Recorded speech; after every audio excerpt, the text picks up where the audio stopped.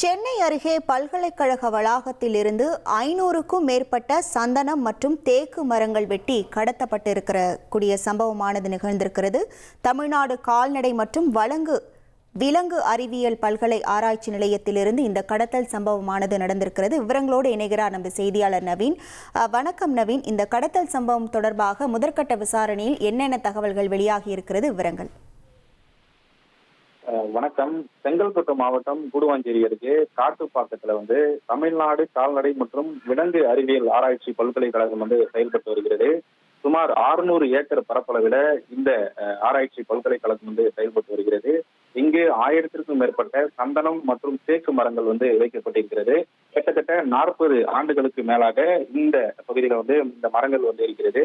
இந்த நிலையில கடந்த 20 நாட்களாக இந்த பகுதியில சந்தனம் மற்றும் தேக்கு மரங்களை வெட்டி கடத்தியதாக ஒரு புகார் இருந்தது. அந்த புகாரின் அடிப்படையில தற்போது வனத்துறை அதிகாரிகளும் செங்கல்பட்டு மாவட்ட ஆட்சியரும் தற்போது அந்த ஆராய்ச்சி பல்கலைக்கழகத்துல தீவிர விசாரணையை மேற்கொண்டு வருகிறார்கள். அதாவது குறிப்பாக ஜட்ஜ்போகல் என அழைக்கப்படக்கூடிய இந்த சந்தன மரத்தை கடத்தியதாக தகவல் வெளியாகி இருக்கிறது. இந்த சந்தன மரம் ஒரு டன் கிட்டத்தட்ட 3 கோடி ரூபாய் வரை விலை போகும் என கூறப்படுகிறது.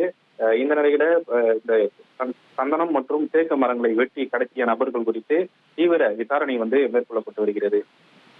விவரங்களுக்கு நன்றி நவீன்.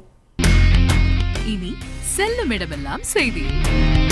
தந்தை டிவியின் வாட்ஸ்அப் சேனலை ஃபாலோ பண்ணினா செல்ல இருக்கும் இடமெல்லாம் செய்தி.